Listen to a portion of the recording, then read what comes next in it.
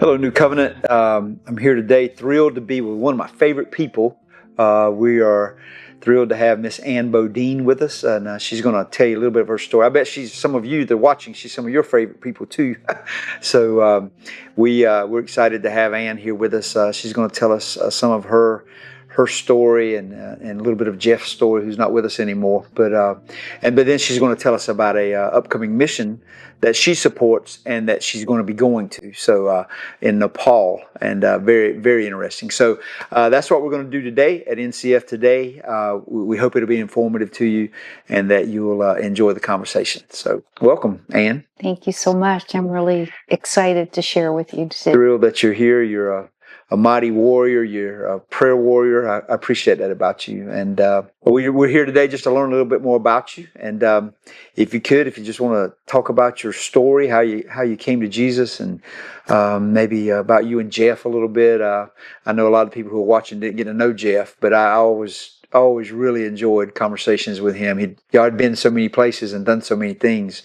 I just found him so refreshing to talk to. So maybe a little bit about your life and your children, and then maybe we'll get into your mission. Okay. All right. Welcome.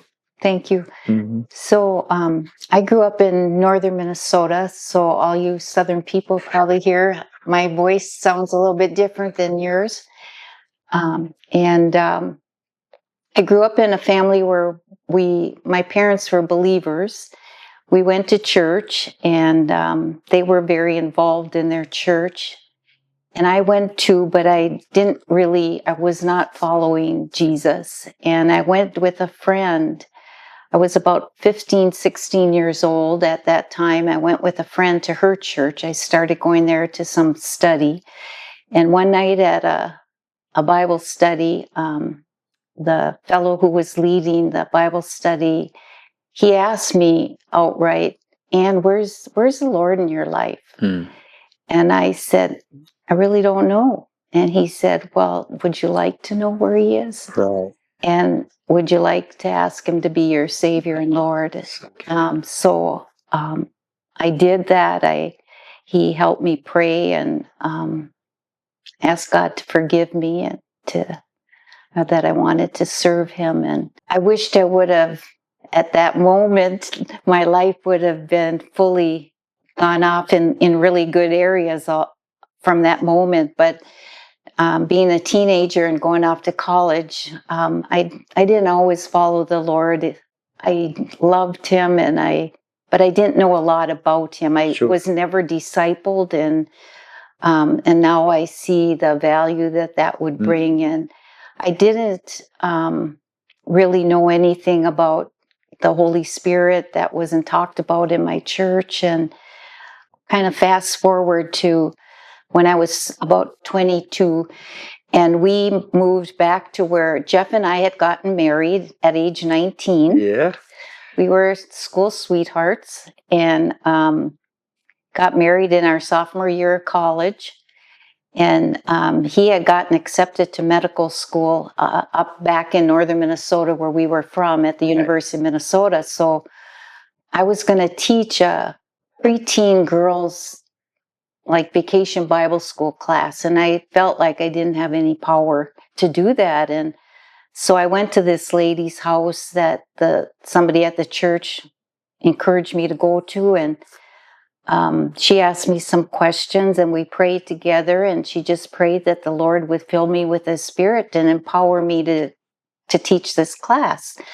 And the next day when I taught it, the first girl came to Jesus. Wow. She stayed after, and inside, I mean, this was actually a Lutheran church that was very stoic, came from a very Finnish background. It was actually called the Finnish Apostolic Lutheran Church. Wow, that's a good name. And they weren't very demonstrative. Right.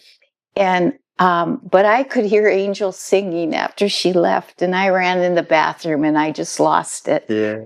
So I taught the next day, and her sister came same way. And I just thought, boy, Lord, you're really working. You're empowering me to spread your word. And the Word became alive, and things changed at that time. And for me, as a believer, I started asking the Lord, who I was in Him and what He wanted me to do. And Jeff at that time was in medical school and then residency, so he was really busy.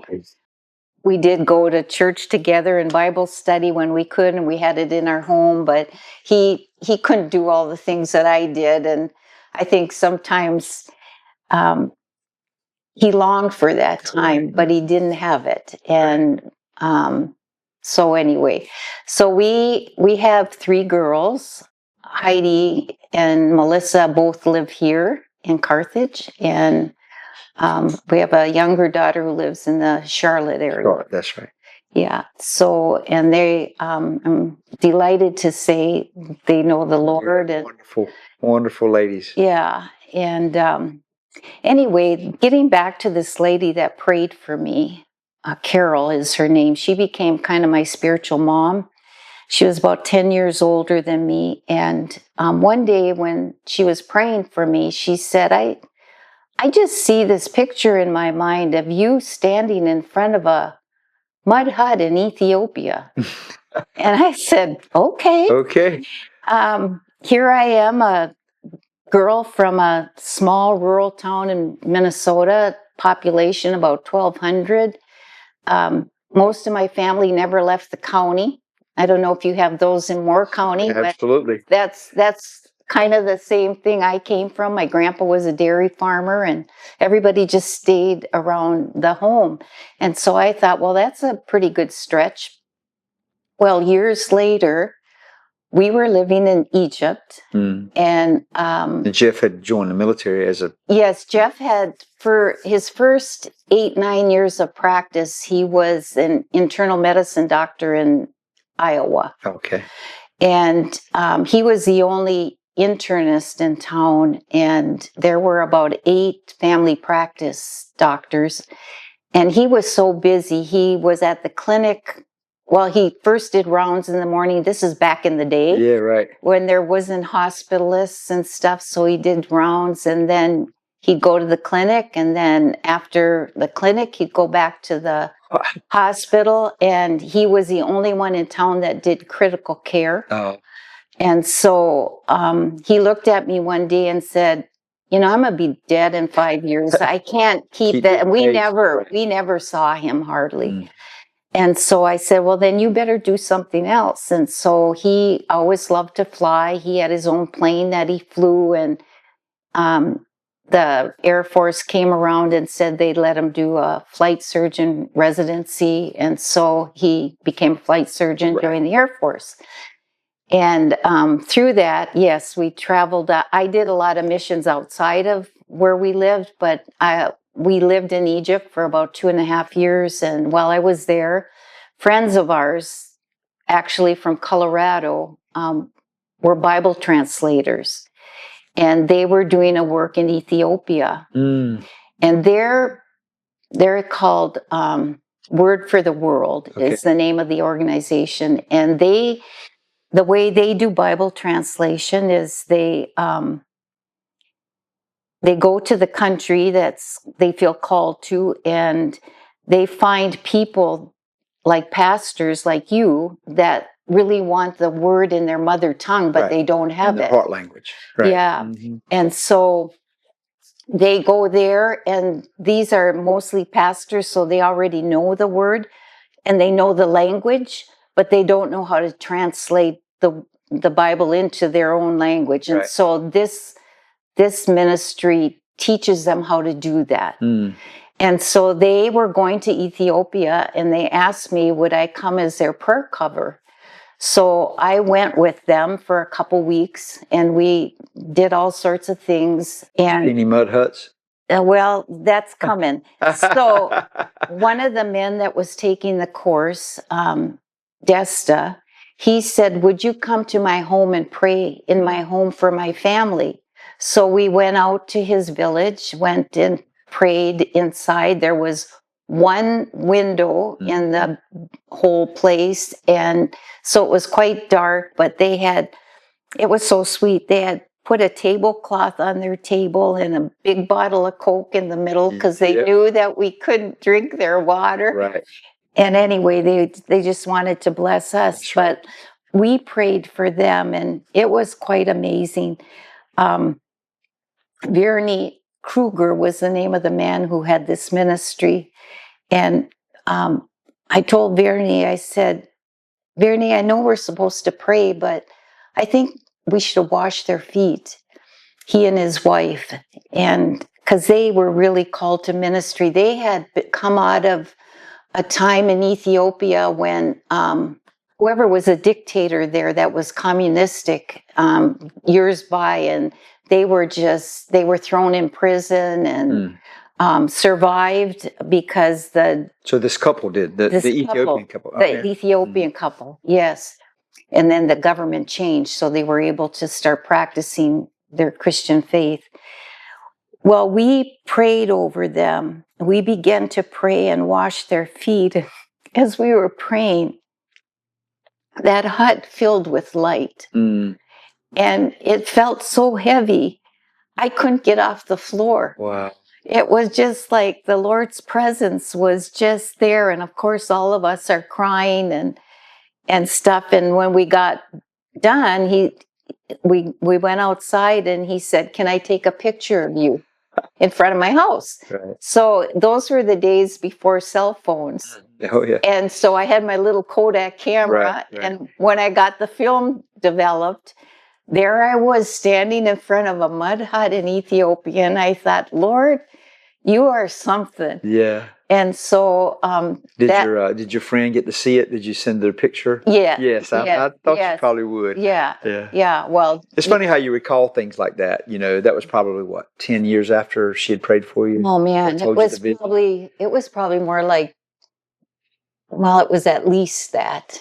At least that. It probably was more like 20 years. But when you saw that picture, you probably first thought was, she spoke that over me. Yes. Yeah. Yes, she so did. good. So I guess that's another lesson in, when we're praying, if the Lord does give us a picture, share it. Who knows? Who knows who it'll touch? Yeah. Very good. He's so beyond us. His time isn't anything to him. Right. That's good. So anyway, then when in 1997, I developed breast cancer, and we were living in Colorado Springs. Yeah. And our church was praying over me one day, and because I had a heart to do missions. God had put it in my heart, and Jeff was a little reticent of me doing anything like that, especially going overseas by myself. He's a very protective husband. And I think he thought I was a little bit on the wild side with my faith. And so I hadn't gone a lot. And when I did, I was very careful what I did. And anyway, they're praying for me for this breast cancer. And all of a sudden, I hear his voice praying over me. He said, "Ann Bodin, I pray you will walk in everything the Lord has for you." And something rose up in me, and it was just like, oh my goodness, God just set me free. Amen. And I had his blessing. And through the years, I've done many, many different missions overseas that the Lord has sent me on. And I would say, I think I'm supposed to go to Thailand, or I think I'm going to Mali, Africa. And he'd say, "Okay, did the Lord tell you? Right. Did the Lord ask you to go?" And if I said, "Yes, he did," he said, "Then you better go." Right. So he did not come with me most of the time, but he surely supported me and all that I did. And so that's kind of how that all got started. And yeah. Good. We just love your heart for the missions and all the things you've done. And I love people who have stories to tell, people who have gone through things. I know Jeff passed away. What year was that? 2023, November. Right. Yeah. And I know that changed your life, but it really didn't change your hunger for mission work. And I love to see you digging in and leading others in that. I think that's good that people who have been on lots of mission trips are always discipling others and telling them the worth of it, and that every trip is different, which no trip ever goes the same. And I think that's really good. So that background's incredible. So now tell us about the mission in Nepal, because I've met Ruth, and just a beautiful lady who just emulates the love of God. I mean, you can just feel it in her when you were around her. I was actually visiting your house, right? The first time I met Ruth, speaking with Jeff, right? Jeff and we were all speaking, and Ruth was there. And I remember something about a guitar. They needed a guitar, so we worked that out. And she was just so gracious. And I'm thinking, well, a guitar is not a big deal, but for them, it was a big deal. It was a big. So anyway, yeah. Just how did you get it? How did you get introduced to Ruth? What's your walk with her been, and what does she do? And then we'll dial into what you're going to do here in a few months. Well, and she grew up in rural Nepal, and her father had goats, and he was a subsistent farmer, and she was his goat shepherdess. I don't know what you call a goat shepherdess, but we'll go with that. Okay, everybody, we'll go with that. And anyway, when she was about 14, I believe, she had 3 sisters and 2 brothers, and one of her sisters became sick, and Ruth is from a Hindu family. And her father had brought her sister into Kathmandu, I believe, to see if they could get treatment for her. And her sister passed away in the hospital there. But while he was there, missionary lady came and gave him a book I'm sure in his Nepali language, about Christ. And when he got home, he read it, and he met up with her and said, I want Christ in my life. Wow. And for whatever reason, however God used that time, it made sense to him, and he accepted Christ. And then he asked her, would you come to my home and share with my family? Yeah. And so she came, and she shared the gospel with Ruth's family, and everyone accepted the Lord, just like in Acts. A bit like Acts, right? That's exactly what I was thinking. Yeah. So that's what happened there. They were the first believers in their village to be Christian, and they were extremely persecuted. Sure. Like there was one well in the village for good water, and they would have to go when nobody else was there. And Ruth's family they were from kind of a Brahmin caste, and so, they were really, really had a hard time, but they have stood the course. Wow. And held fast to their faith. Yeah, they have held fast to their faith, and they eventually opened up a church, and it's Lamasagu is the name of their village. And then Ruth, when she never finished school. I think she only went to 2nd grade, maybe, because they beat her so badly at school that she didn't want to go anymore. But she's very smart, and she learned a lot, even outside of that. And when she was in her teens, she went to Bible school in Kathmandu. And knew that God had called her. She's like an evangelist that never stops. And so she, at that time, joined with her cousin, who was a pastor evangelist. And I believe during that time, before she came to the States, they started 5 churches in different mountain areas and Kathmandu. And so that's what she was doing. She did a discipleship training program with YWAM in India. Oh, wow. Where she was ministering to prostitutes in the streets, and came back, and just, she doesn't stop. Her faith is always growing. That's what I have seen, even through extremely hard times. In about, I don't know what year it was, she moved to Colorado, but I moved to the town she was in 2002. And I think in 2004 we met at our church, and I was taking a class that I needed to finish for a master's program I was in, and it was on meeting with somebody from a different culture, and I thought, oh, I'm going to see Ruth. So I asked Ruth if she would go out to eat with me, and we became fast friends. And this is something for us to remember. I didn't know this. I guess I'd never had problems with other cultures, but in their culture yet, like it used to be, I think in the States, they're super social. And you always invite people to your home. Right.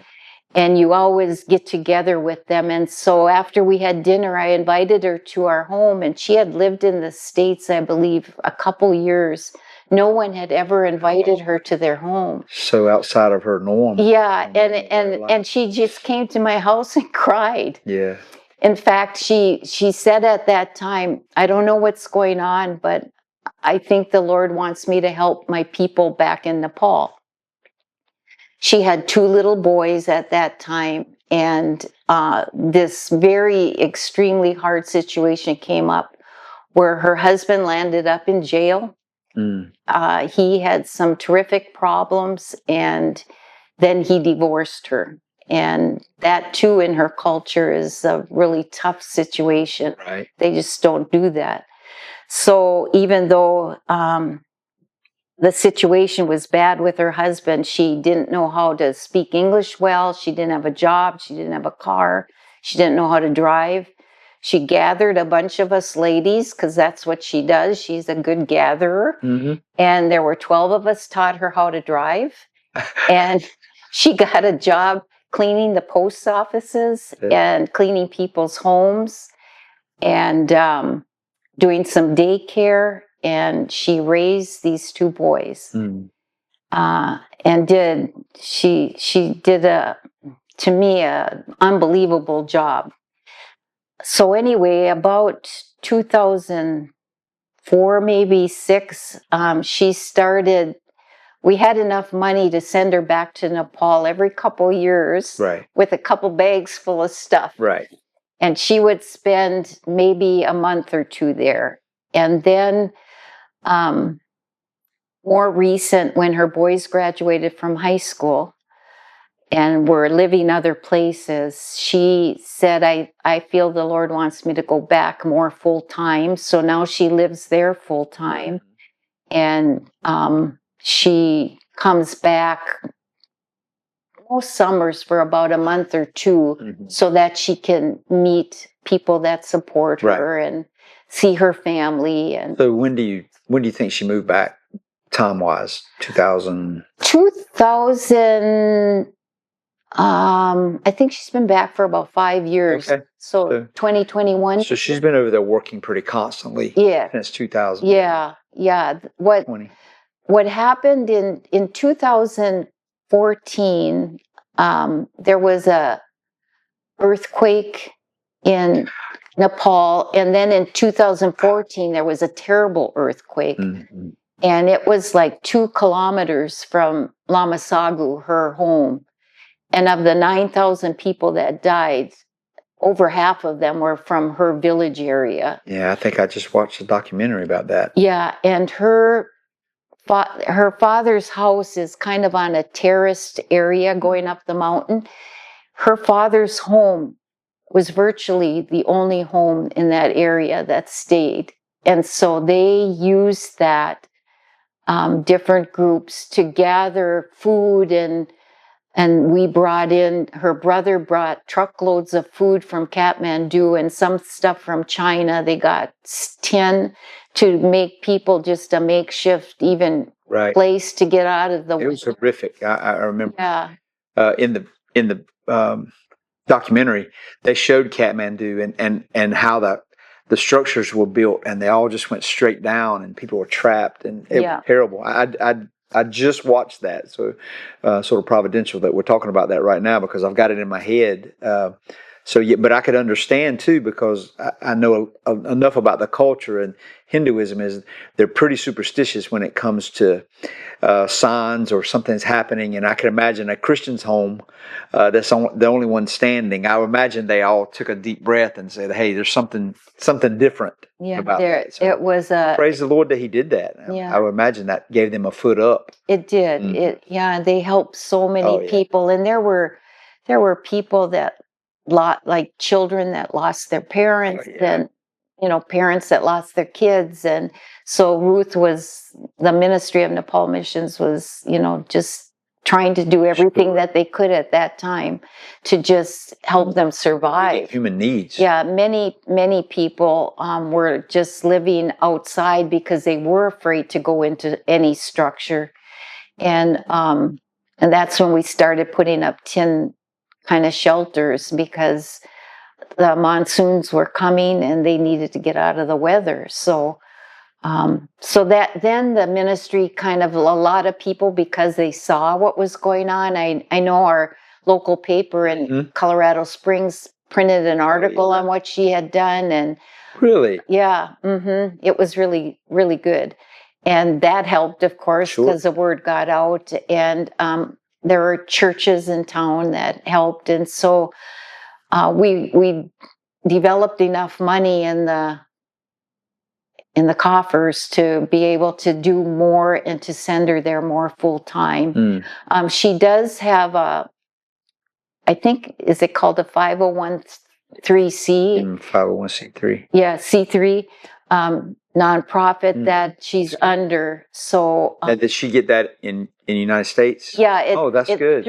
It's not hers alone. It's through New Horizons Foundation. Right.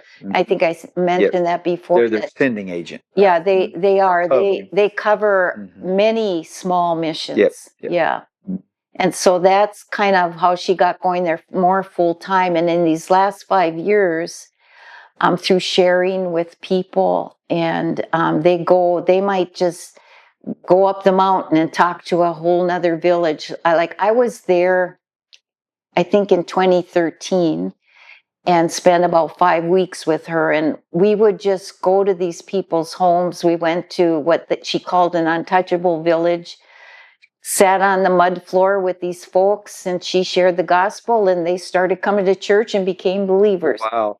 So they've started 2 churches since she's been back. And just this last fall now, they ordained their first pastor, which they were thrilled to do. Yeah. That's wonderful. Yeah. Just for people that haven't been on missions, and the only paradigm they have is United States, describe a church in Nepal. Okay, well, it depends exactly where it is, but one of the churches actually is a building that we built, Nepal Missions built, that's a tin building next to her father's home, because they could build it on his property. Churches can't own property in Nepal, and so it was her dad's property, and we built this tin building, and we built it there's a loft area where they store grains and stuff for the people, and then the bottom area they use it for church, they use it for teaching, they use it for meetings. They have a ministry that teaches educational things. They might teach women how to sew, they might have other ministries like that. They have had some agricultural programs to try to help the farmers grow a better crop. Right. Yeah, so it all happened in that building. So that church, the Holy Community Church, meets in that. That's the English title. They meet in that. And then there's a church called Adari, and I'm not sure if I'm pronouncing that right, but that they got a building someone gave them that was pretty much just like a wreck, and they got the funds to redo that, and so they have a building there, and it's like, if I could say, it's not as wide as this room that we're in right now, and a little bit longer. I think this room's 20 feet wide. Or yeah, so. and they usually have a cement floor, and they throw a carpet on the floor, and everybody sits on the floor.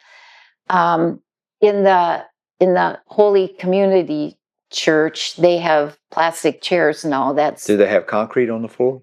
Yeah. Okay. Yeah.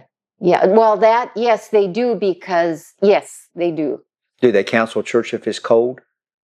There's no heat. There's no heat in the homes. I just want people to hear. Yeah, there's no heat in the homes, any of the homes up there. You know, it's just is what it is. Like when she talks to me at this time of year, they're always wearing jackets.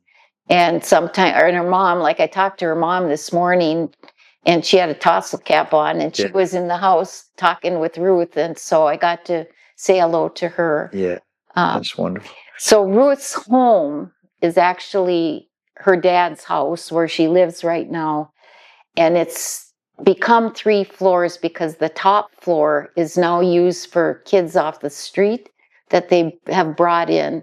So Ruth lives there, her parents with her one disabled sister, and part of the team stays there, and then all these kiddos on and off depending on what's happening.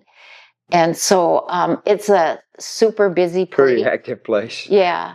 And between Ruth and some of the team and her mom, they feed them all, and they, you know, there's nobody that comes in to do the work. They do the work. Right. That's right. And they just last month got a washing machine. Wow. What an upgrade.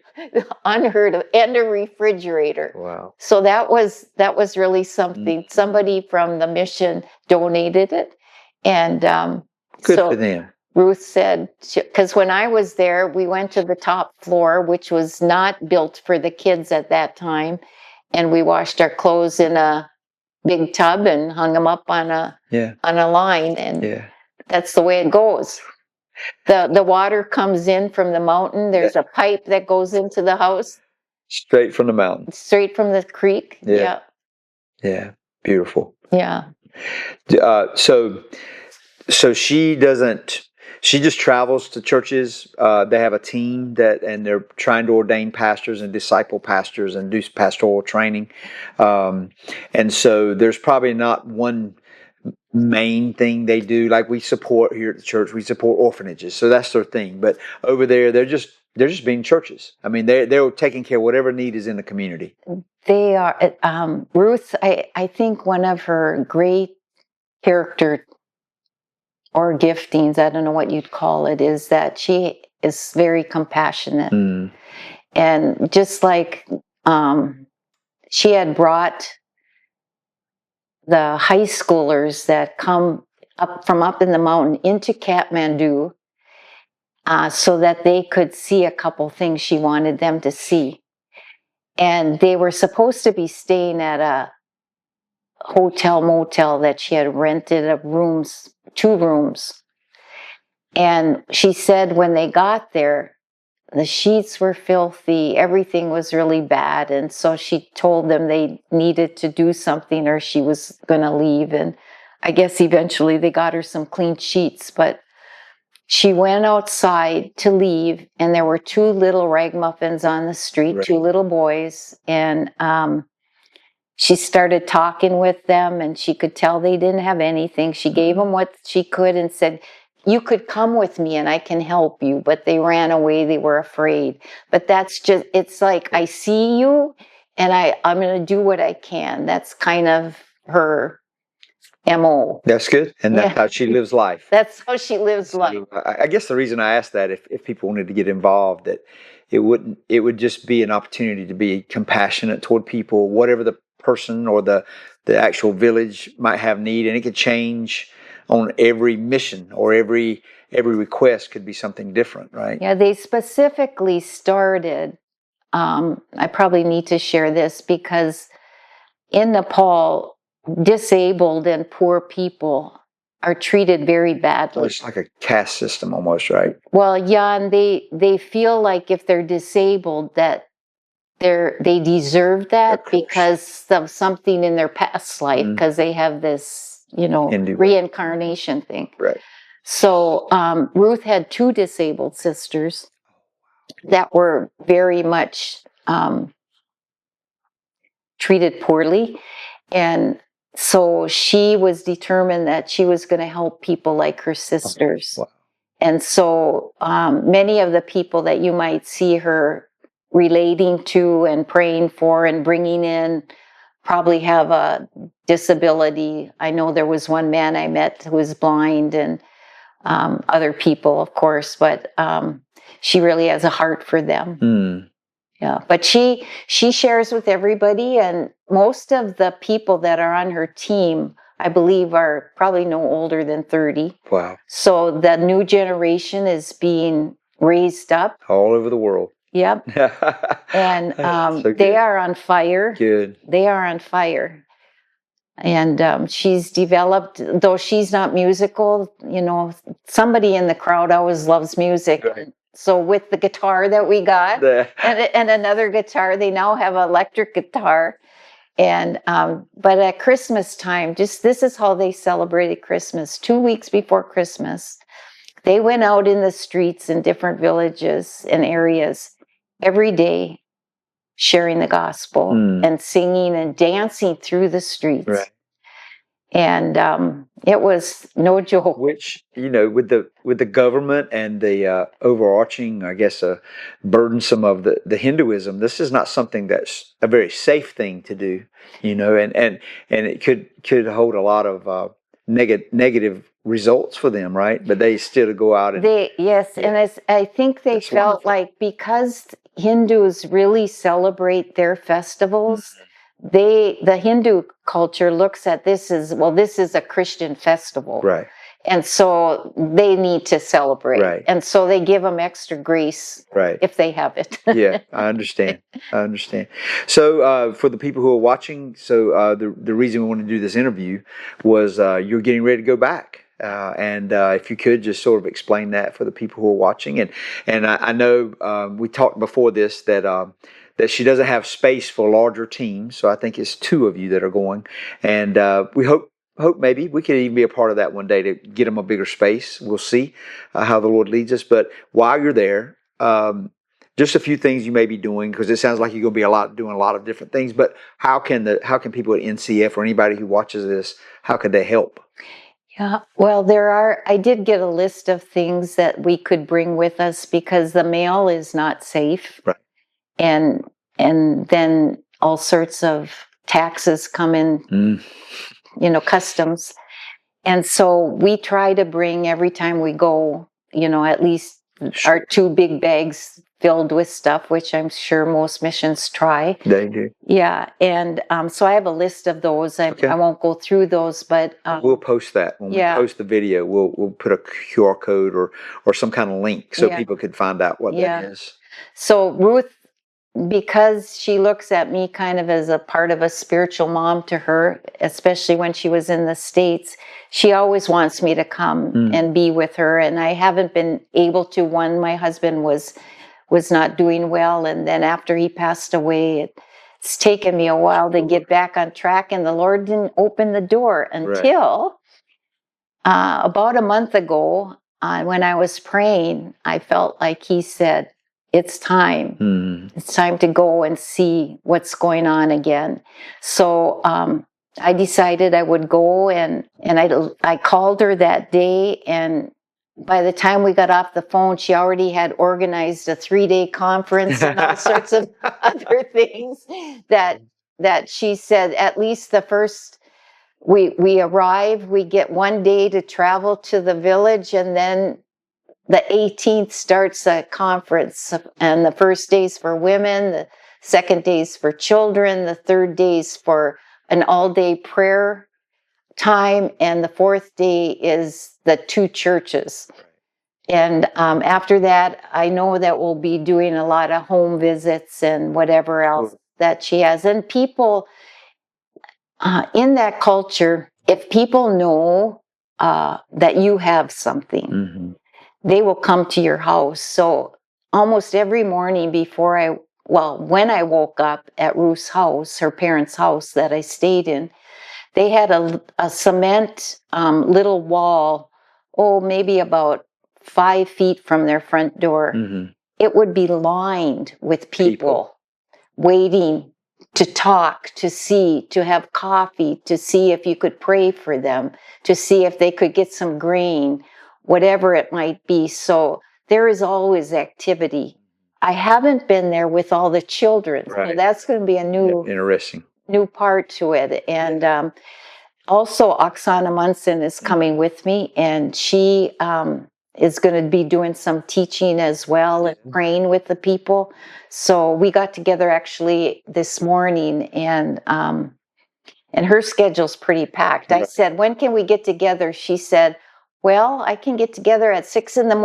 anytime this week." Yeah. So she is coming, and I know it's going to be really good. We talked with Ruth together last night to kind of go through things, and Oksana said to her, when Ann asked me if I wanted to go with her, I had to pray about it, and then I said, yes, I can accompany her, and now you're telling me you want me to teach and do all these things. And so she said, I'm a bit overwhelmed. And I said, that's okay. That's okay. Tell Ruth to get a piano up there. I know she's pretty accomplished playing the piano. Oh. Yeah. So yeah, they may have a keyboard. Hey, put her on it. Yeah. She's willing. Okay. I didn't know that. I'll volunteer for it. Okay. That's good. That's good. Yeah. Maybe she'll watch this and find out. Yeah. Oh, she will. So yeah, we'll post the needs that you have and how people can pray. If you have any kind of itinerary that we can post. When is the trip? Let's start. Okay, there. We leave February 15th. Oh, so it's coming up from Raleigh. Yeah, and then we fly to JFK. From JFK to Doha, and then from Doha to Kathmandu. Yeah. And so I didn't really want to go through Doha with all the stuff going on in the Mideast, but they had the best flights. Beautiful. And I heard that. It is. It's beautiful. It's incredible. Okay. Well, you've been. I was there in April. Now I can go. Yeah. It's beautiful. Yeah. So, and we fly back. We leave Kathmandu on the 28th of February and get home March 1st. Okay. Wow. Good long trip. That's wonderful. So yeah, well, I've enjoyed this so much, and I hope everybody watching will dig in and get invested in some type of mission. It's so important, to do that, because there's hurting people all over the world that need the love of God through others. And one thing you said before we stop, you said when you prayed, it was like the Lord released you, and it's like, I'm going to go and see. That was the message of Jesus. Jesus didn't tell them what the mission was going to be. He said, come and see. And I think for people who are flirting with missions, you're not going to be able to cross every T or dot every I. Sometimes you just need to come and see, and I think that was a good word. It really, when you said it, it spoke to my heart. I think more people just need to would they accept Jesus' invitation when he told Nathaniel, hey, just come and see, or Andrew, just come and see. Those are beautiful moments. And I believe sometimes mission work just takes a heart that, an inquisitive heart who wants to share the love of God and just going and seeing. And then he will open up doors from there. Amen. Beautiful. Thank you. I'd like to go to Nepal one day. You need to I'm waiting on that release from the Lord. Okay. Say, Lord, go and see. But anyway, well, for everyone who's watching, we are going to post some things that Ann had mentioned, some of the lists that she has that maybe you can help her fill up those suitcases, and especially ways to pray while they're there. But we just trust that everybody at New Covenant will get involved in some type of mission, and maybe this will be yours. But reach out to people with the love of God. There's people in your backyard, and maybe even in Nepal, that Lord has anointed you to be the ambassador to. So just get busy and reach out to someone. Thank you so much, Ann. I enjoyed it. All right.